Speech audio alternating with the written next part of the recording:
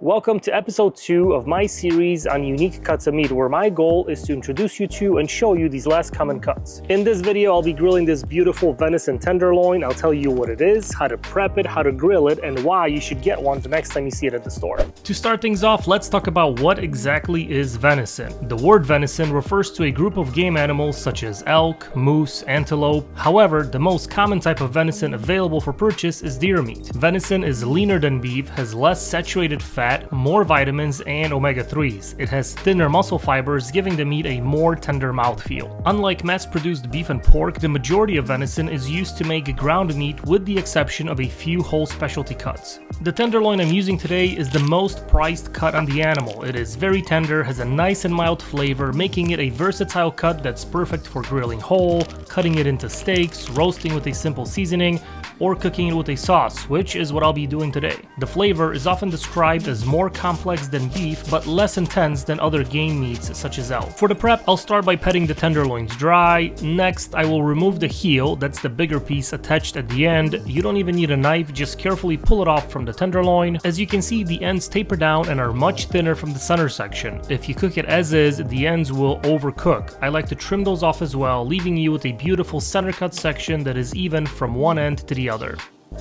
I like to save the trimmings in a Ziploc bag and throw them in the freezer for later use. They are delicious grilled whole, or cut them up and use them in a stew or a chili. Next, we have to remove any silver skin from the meat. Don't worry, this is not edible fat and it will not render down during the cooking process. It will become tough and chewy, making for a very unpleasant eating experience. Using a very sharp knife, cut under the silver skin, angling the knife up so you don't cut away any of the meat.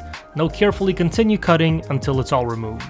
Next, I will use a little olive oil as the binder, and I will season the tenderloins with my all-purpose seasoning. Now, because of its distinctive and earthy taste, I recommend using a savory seasoning and staying away from the sweeter barbecue rubs. After the tenderloin is seasoned, set it off to the side, and it's time to start the grill. My plan is to grill these hot and fast, and for that, my Weber kettle is ideal. First, remove any ash that may have collected at the bottom. Now, to start the charcoal, I like to use a chimney. Fill it to the top with charcoal, light a couple starter cubes on the grate, and place the chimney right on top. This will take 10 to 15 minutes to heat up. I'm gonna go inside to warm up, but it's the perfect time for you to hit that subscribe button. When you start to see flames on top of the charcoal and it's slightly ashed over, dump the charcoal from the chimney into the grill. Even though I will be grilling them hot and fast, I'm still going to set up the grill for dual zone cooking. If the tenderloins get too charred up, I can always move them to the indirect heat side to finish cooking. Before you place the meat on the grill though, be sure to scrape the grates clean. I've been using this new grill brush from J.J. George, which works great. If you guys want to check it out, I'll have the link down below.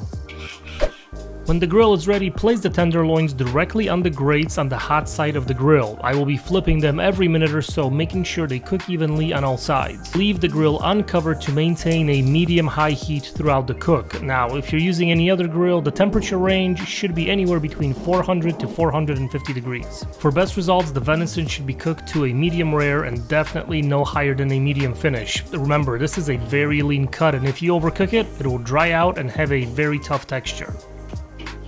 I'm gonna remove my tenderloins from the grill between 125 to 130 for a perfectly juicy medium rare. And just like with any other protein, the venison needs time to rest. This will stop the cooking process, allow the juices to redistribute, and make for a much better final product. While the tenderloins are resting, we can make a tart and tangy blueberry sauce. In a small saucepan, saute a quarter of a yellow onion, add 2 cups of fresh blueberries, quarter cup of brown sugar, 1 tablespoon of apple cider vinegar, 1 tablespoon chopped rosemary, the zest and juice from 1 lemon.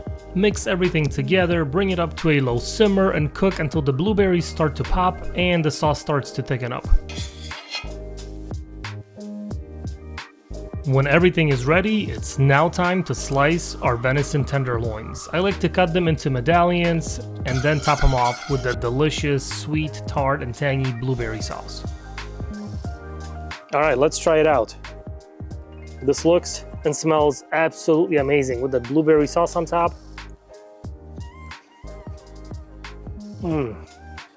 Wow, that meat is super tender.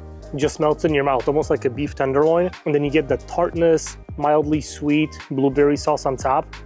Oh yeah, this is... That is delicious. And the venison has this mild, earthy flavor. It's like a more intense version of beef. I don't want to use the word gamey because I think it turns a lot of people off, but it is just super flavorful, and paired with that sauce, it just works so well. Oh yeah. Venison is also a great alternative to beef. If you cook with beef all the time and you want to try something new, grab some venison and use that in your regular beef recipes. Use it in chilies, stews, grill it up as steaks. Really, any way you cook beef, you can do the same thing with venison. So it's a great way to try something different and really turn your regular beef recipes to something really special. Oh yeah, that is great. So next time you see a venison tenderloin at the store, pick it up, throw it on the grill, and give this recipe a try.